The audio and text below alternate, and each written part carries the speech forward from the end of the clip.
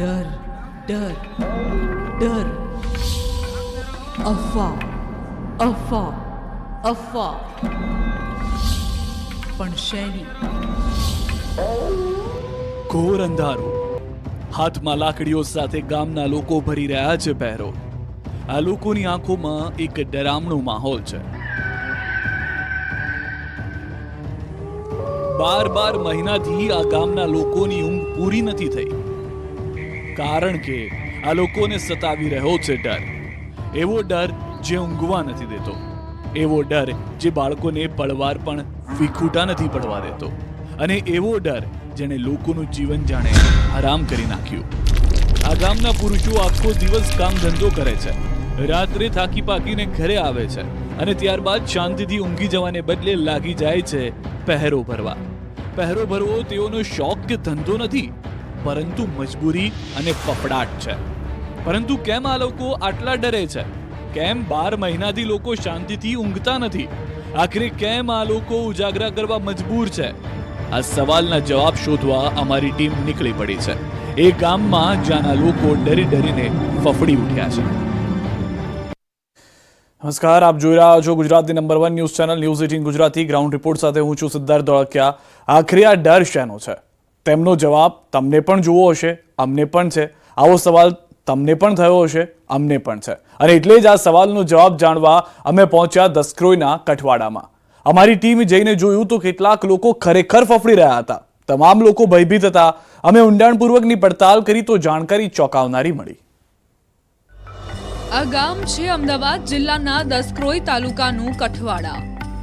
અહીં અમે પહોંચ્યા અને લોકોને મળ્યા. અમે એ જાણવાનો પ્રયાસ કર્યો કે અહીંના લોકોમાં આખરે ડર શાનો છે?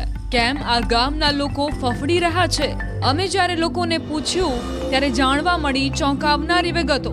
એવો ઘટસ્ફોટ કે જાણીને પગ નીચેથી જમીન સરકી જાય. બાળક તો દિવસે પણ અમે લોકો જો બાળકોને ક્યાંય રમવા દેતા નથી, અને રાત્રે પણ અમે જાગતા હોય ત્યાં સુધી રમવા દઈએ. પછી સૌના ઘરમાં બાળકોને અમે ઊંઘાડી દઈએ, બપોરે પણ અમે ઊંઘાડી દઈએ, રખડવા ના દઈએ એમને. એ રીતનો અમને ડર એમ કે નહીં બપોરે કદાચ કોઈ ના હોય અને બાળકોને લઈ જાય તો. સાંભળ્યું ને તમે? અહીંના લોકો કહી રહ્યા છે બાળકોને લઈ જાય તો. હવે તમે સમજી ગયા હશો ગામના લોકો આખરે ડરે છે કેમ. અમે ગામમાં જે લોકોને મળ્યા તેમણે આવું જ કહ્યું. ગામમાં અજાણી વ્યક્તિઓ આવે છે જે બાળકોને ઉઠાવીને જતી રહે છે. માત્ર દિવસે જ નહીં, રાત્રે પણ આ લોકો આંટા મારે છે અને બાળકો પર નજર રાખે છે. ઘોર અંધારું થતાં જ અહીંના લોકોનો ડર પણ બમણો થઈ જાય છે. પોતાના વહાલ સોયાને ખોવાના ડરથી લોકો 12 મહિનાથી શાંતિથી ઊંઘ્યા નથી, નિરાંતનો શ્વાસ પણ નથી લીધો. સાચું, ચોરને બોર આવે, બધું છોકરો બોકરો ઉઠાઈ જાય. આખા ગામમાં અફવા તો હોય ને, એ તો અમે જોવા નહીં જાય, પણ બધા વાપરીએ એમ. કેવું સાંભળો છો? એમ કે ચોર આવે, આ જગ્યાએ આવે, આ રસ્તા આવે, એમ કોઈ ભેંસો ઉઠાઈ જાય, કોઈ છોકરો ઉઠાઈ જાય એમ. બીક લાગે છે? બીક તો લાગે જ નતા. પરંતુ અમારો પ્રશ્ન એ હતો કે ગામમાં કોઈ આવી અઘટિત ઘટના બની છે કે કેમ. સ્થાનિકોને પણ અમે આ જ પ્રશ્ન પૂછ્યો. લોકો ડરે છે એ હકીકત છે, પરંતુ આજ સુધી કોઈ બાળક ગુમ નથી થયો. એટલે કે 1 વર્ષથી બાળક ચોરતી ગેંગના નામે અફવા ફેલાઈ છે, જે બાદ લોકો આટલા ભયભીત છે. પરંતુ અમે અન્ય લોકો સાથે વાતચીત કરી તો અમને અન્ય વિગતો જાણવા મળી. અહીં માત્ર બાળક ચોરીની જ નહીં, પરંતુ ઘરફોડ, બાઇક ચોરી, પશુઓની ચોરી અને હથિયારધારી લોકો આવતા હોવાની પણ વાત વહેતી થઈ છે. કેટલાક લોકો દાવો કરી રહ્યા છે કે કાર અને રિક્ષામાં આખી ગેંગને તેઓએ જોઈ છે. પોતાની વ્યથા વર્ણવતા સ્થાનિક કેશવભાઈની આંખોમાં પણ ડરનો માહોલ હતો. છેલ્લા 1 વર્ષથી ચોરની ગાડીઓ જોયા જ કરું છું. 1 વર્ષથી દિવાળી પહેલાં આ પાણીની ટાંકી છે, ઇનોવા જેવી ગાડી લઈને ટુકડી આખી આવેલી અને મારા ઘર પાસે આવીને ઊભા રહ્યા. અને મેં એમને રાત્રે 2:30 વાગ્યાની 4:30 વાગ્યા સુધીમાં એમને છોડને ભગાડેલા. આવીને મારી બાજુમાં જ ઉતરી ગયા, અને જોયા હોય તો બીક લાગે એવા. માત્ર કેશવભાઈ જ નહીં, ગામના અન્ય લોકો પણ અજાણ્યા શખ્સોને જોયા હોવાનો દાવો કરી રહ્યા છે. હું લગભગ અઠવાડિયા ઉપર અહીં ગાડી છે ને બેઠેલો, ખાટલામાં સુઈ ગયેલો, બરાબર. એટલે હું જાગું જ છું.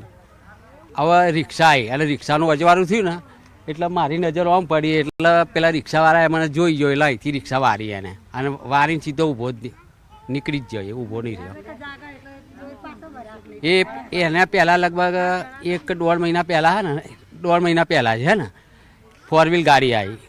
હવે એ ગાડીવાળો અહીંથી મારા ત્યાંથી આમ રિયસમાં વારી અને વારી પછી આગળ જઈને ઊભી રાખી અને એમાંથી 5 જણા ઉતર્યા અને રૂમાલ બાંધ્યા ને અને 2-3 જણા બાઈકોને એ કરતા હતા. એટલે હું અહીંથી નીકળ્યો અને બાજુમાંથી એક છોકરો અહીંયા રમેશભાઈનો એક છોકરો છે એ મારી છેડે એ આવ્યો એટલે પેલા નાહી જા. અહીંના લોકોએ કરેલા વર્ણન પરથી જ જણાઈ આવે છે કે તેઓમાં કેટલી હદે ડર ઘૂસી ગયો છે. સ્થાનિકોના દાવામાં કેટલો દમ છે તે તપાસનો વિષય છે. પરંતુ માત્ર પુરુષો જ નહીં, ગામની મહિલાઓને પણ આવા અનુભવો થયા છે. એ લોકો રિક્ષા લઈને અહીં આટલા આવ્યા પછી મારા ઘરે આવીને ઉભા રહ્યા ને એટલે મેં છે ને બાયણું ખોલી અને આમ ઘડિયાળ જોઈ તો 2:30 વાગતા હતા. મેં કહ્યું તો 2:30 વાગે કોઈ હોય કીધું અહીં શ્રીફળ ચડાવવા કોઈ આવે? મેં કીધું તો મેં કીધું આ કોણ હશે અને પછી રિક્ષા મારી મેલી મેં લાઇટ ચાલુ કરીને એટલે રોજે આવે છે 2 વાગે કોઈ ટાઈમ નહીં છોડનો 2 વાગે 3 વાગે 4 વાગે 1 વાગે એ ટાઈમ બદલો મોણસ જોઈને. એટલે શું લઈને આવે? રિક્ષાઓ લઈને આવે, 4 વ્હીલ લઈને આવે, 8-10 જણા હોય. અને પછી શું કરે? ગાડી ઉઠાઈ જાય, ઘર બર ખખડાઈને તોડી નાખે, શું કરવાનું? માત્ર આવે છે અને જોયા છે એવું નહીં, પરંતુ ગામમાંથી થોડા સમય પહેલા એક બાઇક અને એક સ્થાનિકની ભેંસ ચોરાઈ હોવાનો પણ દાવો છે. એવું છે ને તાર પાછળ પહેલા એમનું બાઇક જતું રહ્યું પછી પેલા એમની 50,000ની ભેંસ જતી રહી. એ ભેંસ વાળા તો કશું કરતા નહીં, એમની ભેંસ લઈ જાય. તમારે ત્યાં બાઇક ચોરી ગઈ એ લોકો ફરિયાદ કરી છે? ના, કરી જશે ને પોલીસ સ્ટેશન નોંધાઈ જશે ને. સાંભળ્યું ને, કેટલી હદે અહીંના લોકો ભયભીત છે. એવું નથી કે કઠવાડા ગામમાં ડરનો માહોલ છે, પરંતુ દસક્રોઈ તાલુકાના ગામડાઓમાં પણ બાળકોની ઉઠાંતરીની અફવાથી લોકોમાં ભયનો માહોલ હોવાનું લોકમુખેથી સાંભળવા મળ્યું. એટલે કે કઠવાડા, સિંગરવા, કણભા, કુજાડ, કાણિયેલ, કુબડથલ, કુહા, બાંકરોલ, ધામતમણ, વાંચ, હાથીજણ, ગેરતપુર, પસુંજ, જાણુ, ભુવાલડી સહિતના ગામોમાં લોકોમાં ભયનો માહોલ હતો. એ લોકો આવે છે બધા હુઈ રહ્યા હોય, કોઈ જાગતા હોય એટલે આવે ને ઊભા થઈ જાય, થોડીક એ થાય ને એટલે ઊભા થઈ જાય એટલે છોકરા બૂમ પાડે એટલે એવા ના હોય. અને અહીંયા આટલી ગાડીઓ હતી એમાંથી ઉપાડવા જ જઈને આમ કરી એ કરે અને છોકરો એકદમ ઊભો થઈ ગયો. એવો પણ ઉપર આગળથી છોકરો બીજો આવ્યો એટલે એ લોકો નાહી જાય. બોલો પછી શું કરવાનું? બૈરો તો આમ બૈરાનો તો આમ જ થાય. બારચમનો લે કરે બૈરોનો વગાડી જાય, આદમી આવે તો આદમીને વગાડી જાય, એ બધી બીક નહીં. ગામ લોકોમાં ડરનો માહોલ, ભયભીત વાતાવરણ અને અફવાના જોર વચ્ચે અમે પોલીસ પાસેથી પણ જાણવાનો પ્રયત્ન કર્યો. ત્યારે પોલીસે પણ જણાવ્યું કે આ વિસ્તારમાં અમારી ટીમ અવારનવાર પેટ્રોલિંગ કરી રહી છે અને આ પ્રકારની અફવા પર ધ્યાન ના આપવા પોલીસે લોકોને અપીલ કરી. અફવાને વેરીફાઈ કરવાવાળા એવો કોઈ તથ્ય અત્યાર સુધી સામે આવ્યા નથી. અમારી ટીમ જે છે, અમારા ત્યાંના પીઆઈ અને અમારી જે બાકી એલસીબી એસઓજીની ટીમ પણ છે, આ તમામ ગામડાઓને વિઝિટ લીધી છે. ઓર કોઈ પણ પ્રકારથી જે તમારો ભયનો માહોલ જે છે એમાં રહેવાની જરૂરિયાત નથી. તમે જે પણ તમારી જાણકારીમાં એવું કોઈ શંકાસ્પદ માણસ દેખાવે તો પોલીસને તરત જાણ કરવાનો. ઓર એવી કોઈ ગેંગ અત્યારે જો અમારી સૂચના પ્રમાણે કોઈ એવું ગેંગ એક્ટિવ નથી. ઓર એવું પ્રકારની અફવાઓમાં જ્યાં સુધી વેરીફાઈ ના થાય ત્યાં સુધી બિલીવ કરવાનો નહીં. ગૌતમ શ્રીમાળી સાથે ઋત્વિજ સોની, ન્યૂઝ 18 ગુજરાતી.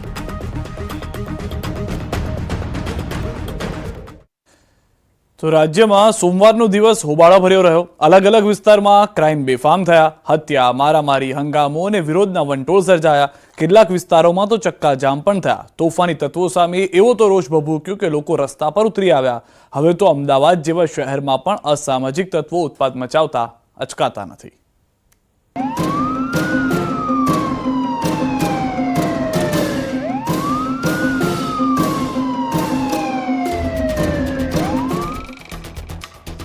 રાજ્યમાં તોફાની તત્વોએ ભારે ઉત્પાત મચાવ્યો. પોલીસની આટલી કડક કાર્યવાહી છતાં અસામાજિક તત્વો સુધરવાનું નામ નથી લેતા. ક્યાંક તોડફોડ, ક્યાંક પથ્થરમારો, ક્યાંક મારામારી તો ક્યાંક હત્યાથી હાહાકાર. આવા તોફાની તત્વોને કારણે રાજ્યમાં ગુનાખોરીનો ગ્રાફ પણ ઉપર જઈ રહ્યો છે. છેલ્લા 2 દિવસથી તો તોફાની તત્વોએ ભારે ઉપાડો લીધો છે. દ્રશ્યોમાં જોઈ શકાય છે કે રાજ્યના અલગ અલગ સ્થળોએ તોફાન, તોડફોડ, બબાલ અને વિરોધની ઘટનાઓ બની. અમદાવાદમાં જાણે કાયદાનો ખોફ રહ્યો ન હોય તેમ તોફાની તત્વો મન ફાવે ત્યાં અને મન ફાવે ત્યારે ગુનાખોરી આચરી રહ્યા છે. ખૂબ જ ટૂંકા સમયમાં એક પછી એક લોહિયાળ વારદાતોએ અમદાવાદની ધરતીને રક્તરંજિત કરી નાખી. આ વખતે અમદાવાદ શહેરનો નહેરુનગર વિસ્તાર ધણધણી ઉઠ્યો. સરા જાહેર ફાયરિંગથી હાહાકાર મચી ગયો. અમદાવાદમાં નહેરુનગર નજીક શાકભાજી વેચનારા વેપારી પર ફાયરિંગ કરાયું. ઘટનાના સીસીટીવી પણ જાહેર કરાયા છે, જેમાં 2 બુકાનીધારી શખ્સો બાઇક પરથી ઉતર્યા અને ફાયરિંગ કર્યું. ગોળી શાકભાજી વેચનારા બદાજી મોદી નામના વેપારીને વાગી. તેઓ ઘાયલ થયા. આ જોઈ હુમલાખોરો ત્યાંથી ભાગી છૂટ્યા. ફાયરિંગના કારણે આસપાસમાં પણ અફરાતફરી મચી ગઈ. ઘાયલ વેપારીને તેમના પુત્ર રતનલાલ દ્વારા તાત્કાલિક હોસ્પિટલ ખસેડવામાં આવ્યા, પરંતુ સારવાર દરમિયાન તેમનું મોત થયું. જો કે તપાસના ધમધમાટ બાદ નહેરુનગર ફાયરિંગ કેસમાં સોપારી કિલિંગ હોવાનો ખુલાસો થયો. મરણ જનારના ભત્રીજાએ જ હત્યા કરાવી હોવાનો ચોંકાવનારો ઘટસ્ફોટ થયો. 2 કરોડની જમીનને લઈને સમગ્ર વિવાદ ઉભો થયો હતો. અનુ રાજપૂત સાથે 3 લોકોએ 25 લાખમાં સોપારી આપી હતી.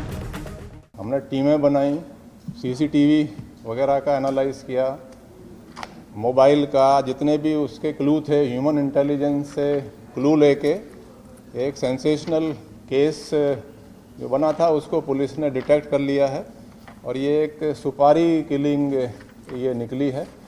और जो मर गया जो मरण जनार जो बधा राम जी है, उसी के भतीजे ने इसका मर्डर कराया है.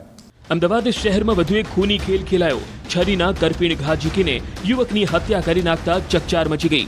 હત્યાની આ ઘટના બાદ કાગડાપીઠ વિસ્તારના લોકોમાં રોષ ભભૂકી ઉઠ્યો. મૃતકના પરિચિત લોકોએ પોલીસ સ્ટેશનનો ઘેરાવ કરી હલ્લાબોલ કર્યો. મોટી સંખ્યામાં લોકો પોલીસ સ્ટેશન બહાર એકત્ર થયા અને રસ્તા પર ચક્કાજામ કર્યો. મહિલાઓએ છાજિયા લઈને આરોપીઓને કડક સજાની માંગ કરી. એસીપી ઓફિસ નજીકમાં જ હત્યાનો બનાવ બનતા અમદાવાદ શહેરમાં કાયદો અને વ્યવસ્થાની સ્થિતિ પર ફરી સળગતા સવાલ ઉઠ્યા. અરવલ્લીના બાયડના વરઘોડામાં બગડાટી બોલી ગઈ. મહિલાને થપ્પડ મારતા મામલો વિચક્યો અને જબ્બર મારામારીના દ્રશ્યો સર્જાયા. બાયડના ગાબડ ગામે એક વરઘોડો નીકળ્યો. આ દરમિયાન એક જ કોમના 2 જૂથ સામસામે આવી ગયા અને ધબધબાટી બોલાવી. દ્રશ્યમાં જોઈ શકાય છે કે 2 જૂથના લોકો સામસામે ઢીકા પાટુનો વરસાદ કરી રહ્યા છે. એક જૂથ દ્વારા અન્ય જૂથની એક મહિલાને થપ્પડ માર્યા બાદ મામલો વિચક્યો અને ધમાલ શરૂ થઈ ગઈ. ધક્કામુક્કી બાદ વાત મારામારી પર આવી પહોંચી. દાવા પ્રમાણે અહીં પથ્થરમારો પણ થયો. અન્ય એક વાયરલ વિડીયોમાં જોઈ શકાય છે કે 2 થી 3 શખ્સ અગાશી પર ચડી ગયા છે અને એક વ્યક્તિને પકડીને માર મારી રહ્યા છે.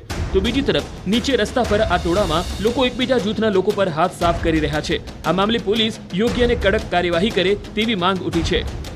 આ દ્રશ્યો વડોદરા શહેરના છે, જ્યાં ભાજપના પૂર્વ કોર્પોરેટર રમેશ પરમારના પુત્ર તપનની હત્યા બાદ સ્થિતિ વણસી ગઈ. આરોપીને લઈને જતી પોલીસ વાન પર લોકોનું ટોળું તૂટી પડ્યું અને જોરદાર હોબાળો થયો.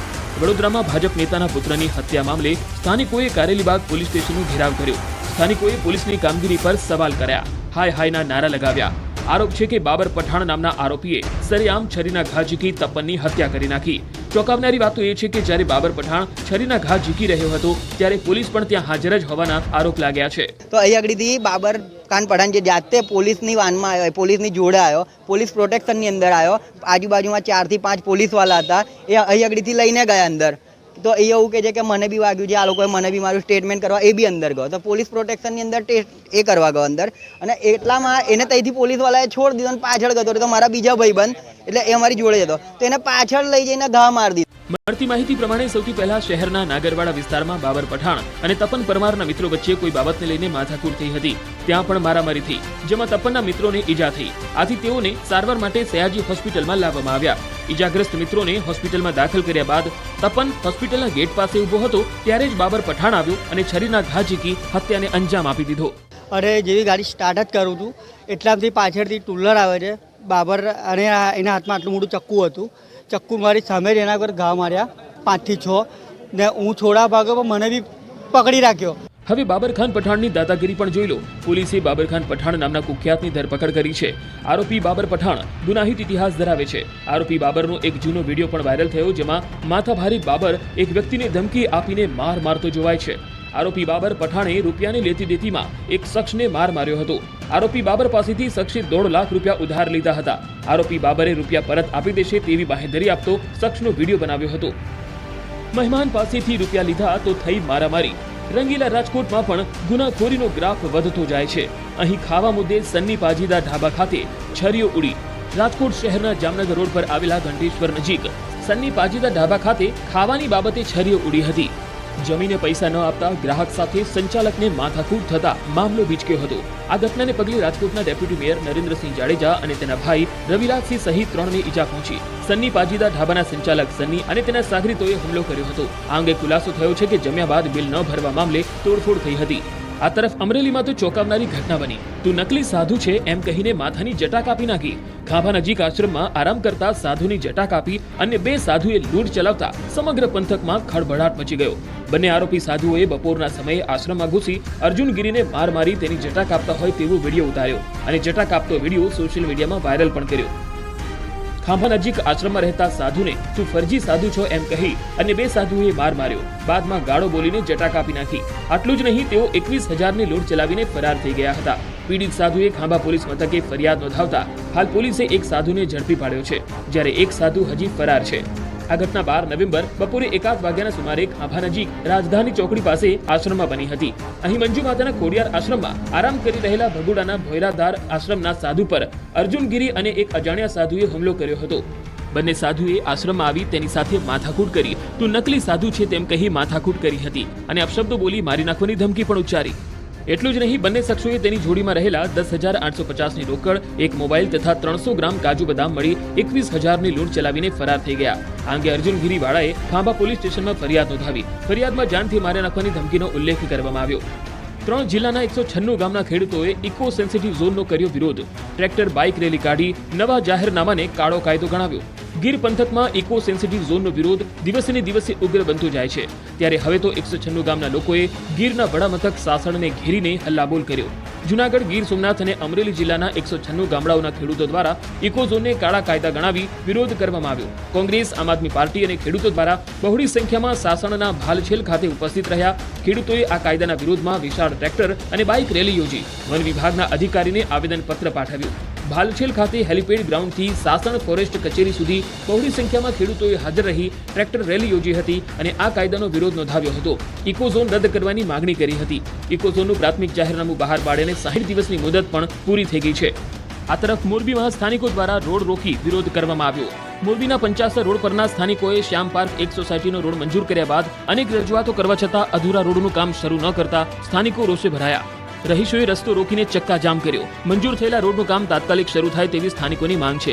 જોકે સ્થાનિકોને સમજાવવા પોલીસ પહોંચી, પરંતુ સ્થાનિકોએ કહ્યું જ્યાં સુધી તેમની માંગ પૂરી ન થાય ત્યાં સુધી આ રસ્તા રોકો આંદોલન ચાલુ રહેશે. આજકાલ કરે છે એટલે આજ અમે વાંધો ઉપાડ્યો છે. 12 મહિના થઈ ગયા છે. અમારા ગામડા ઉપર લાઈટ નથી. અમારે કોઈ દિવસ આટલી ફરિયાદ કરવા ગઈ નથી. હાલ રોડ આટો કરવા ગયા છે. પ્રશ્ન રોડ અધૂરો હે ને, એક કર્યો ને એક કેમ નો બનાવ્યો, આ ઈ પ્રોબ્લેમ હે અમારામાં. તો અધૂરો મૂક્યો હે અને કર્યો નથી. ઈ કામ અમારું પૂરું કરે એટલે મેં કાંઈ નહીં બોલી. નગરપાલિકા જઈશું તો અહીંયા બધા ગોઠવાઈ જશે. આ રજૂઆત અમે 3-4 જગ્યાએ કરી છે, પણ એનો કોઈ નિર્ણય આવ્યો નથી, કોઈ જવાબ આવ્યો નથી ને હજી જવાબ કોઈ દેતા નથી.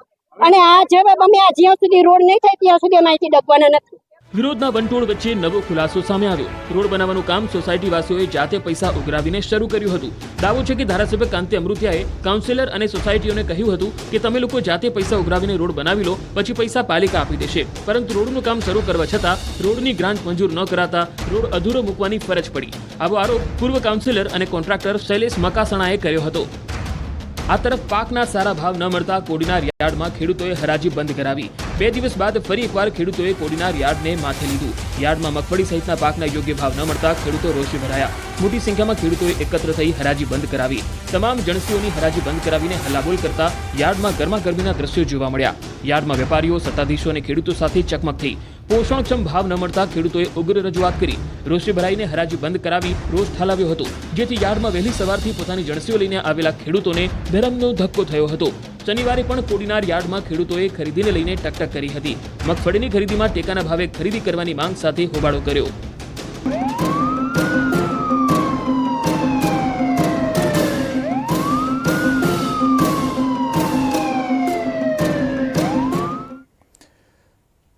મંદીના ગ્રહણમાં ફસાઈ હીરાની ચમક. હીરા ઉદ્યોગમાં આવેલી ભયંકર મંદીએ લાખો રત્ન કલાકારોને રજળતા કરી નાખ્યા, તો કેટલાક રત્ન કલાકારોએ ધંધો જ બદલી નાખ્યો.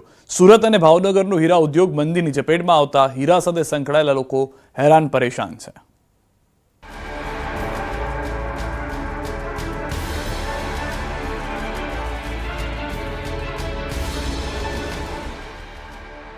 એક સમય હતો કે રત્ન કલાકારો વટથી કહી રહ્યા હતા કે હીરા હે સદા કે લીએ, પરંતુ ચળકતા હીરાને હવે તો એવી ઝાંકપ લાગી છે કે સદા કે લીએ કહેવાતો હીરો ખુદ રત્ન કલાકારોને જ રડાવી રહ્યો છે.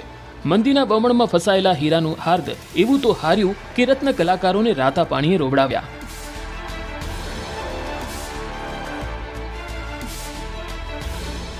સામાન્ય રીતે રાજ્યભરમાં દેવ દિવાળી સુધીમાં હીરાના કારખાનાઓ ધમધમતા થઈ જાય છે, પરંતુ આ વખતે હીરાના ચળકાટને જાણે કોઈની નજર લાગી હોય એમ ભયંકર મંદીનો માહોલ છવાયો છે, જેના કારણે સુરત સહિત કેટલાય શહેરોમાં હજુ પણ દિવાળી વેકેશન ખુલ્યું જ નથી. કેટલાય હીરાના કારખાનાઓમાં હજુ પણ તાળા લાગેલા છે અને હજારો રત્ન કલાકારો કામે લાગી શક્યા નથી. ડાયમંડ સિટી તરીકે ઓળખાતા સુરતનો ડાયમંડ ઉદ્યોગ હજુ પણ દિવાળીની રજાના માહોલમાં છે. 10 થી 15 દિવસના વેકેશન બાદ પણ આ ઉદ્યોગ હજુ પણ રાબેતા મુજબ શરૂ થયો નથી કહી શકાય. ડાયમંડ ઉદ્યોગમાં 40% ફેક્ટરી અથવા તો 40% હીરા બજારો ખુલ્લા છે. હીરા ઉદ્યોગના હબ ગણાતા સુરતમાં પણ હીરાના હાલ બેહાલ છે અને રત્ન કલાકારો ટાંપીને બેઠા છે કે ક્યારે વેકેશન ખુલે અને કામે લાગીએ. મંદીને કારણે સુરતમાં હજુ પણ કેટલાય વિસ્તારોમાં હીરાના કારખાના ખુલ્યા પણ નથી. સ્થિતિ એટલી હદે વિકટ છે કે રાહ જોઈને કંટાળેલા રત્ન કલાકારો હવે અન્ય ધંધા તરફ વળવા લાગ્યા છે. કાર સાફ કરી રહેલા વિકી સોની નામના આ રત્ન કલાકારને મળો. હીરામાં મંદીનો માહોલ છવાતા વિકી સોનીએ રત્ન કલાકારીગરી છોડીને અલગ જ ધંધામાં જંપલાવી દીધું. આ રત્ન કલાકારે 9 લાખની કારમાં શરૂ કર્યો દહીં વડા વેચવાનો વ્યવસાય. જાણીને આશ્ચર્ય લાગશે, પરંતુ આ જ હકીકત છે. મુશ્કેલીમાં મુકાયેલા રત્ન કલાકારો હાલ કામ ધંધાની શોધમાં છે. હીરામાં મંદીના કારણે વિકી સોની નામના રત્ન કલાકારની પણ નોકરી છૂટી ગઈ. જો કે વિકીએ હાર ન માની અને પોતાની મોંઘી કારમાં દહીં વડાનું વેચાણ શરૂ કર્યું. આ રત્ન કલાકાર આર્થિક તંગીમાંથી નાસીપાસ થયા વિના દહીં વડાનો વ્યવસાય કરી પોતાના પરિવારનું ગુજરાન ચલાવી રહ્યો છે. બહુ મંદી ચાલતી હતી ડાયમંડમાં, એના લીધે સર અમે પોતાનો ધંધો કરવાનો વિચાર્યું. આજે મેં સર દહીં વડાનો ધંધો કરું છું. 9 લાખની ગાડીમાં તો સર એવું છે કે એ સમયે લેવાઈ ગઈ હતી મારાથી, ત્યારે સિચ્યુએશન સારી હતી, ત્યારે એટલું મંદીનું નહીં હતું. પણ ધીરે ધીરે સર ડાયમંડમાં મંદી આવવા લાગી ગઈ, ગાડીનો હપ્તા ભરવા મુશ્કેલ થઈ ગયા હતા. તો એ પછી સર મેં વિચાર્યું કે કંઈ ધંધો ગાડીમાં સ્ટાર્ટ કરી અને આજે સર મારું સારું ચાલે છે દહીં વડાનું. ધંધાની શરૂઆતમાં વિકી સોનીને ખૂબ જ ઓછા ઓર્ડર આવતા હતા, પરંતુ હવે 200 થી 250 પ્લેટ દહીં વડા પ્રતિદિન વેચાઈ જાય છે. મહત્વનું છે કે વિકી સોની જે કારમાં દહીં વડા વેચી રહ્યો છે તે કાર તેને હપ્તેથી લીધી હતી અને નોકરી છૂટી ગયા બાદ તેને હપ્તા ભરવામાં મુશ્કેલી પડી હતી, પરંતુ ત્યારબાદ તેને દહીં વડાનો ધંધો શરૂ કરીને પોતાની કારના હપ્તા ચૂકવી દીધા અને અંતે પોતાની ડ્રીમ કારમાં જ તે દહીં વડા વેચી રહ્યો છે. આ દહીં વડાના ધંધા રોજગારથી વિકી સારી એવી કમાણી કરી અન્ય લોકો માટે પણ પ્રેરણારૂપ બન્યા છે.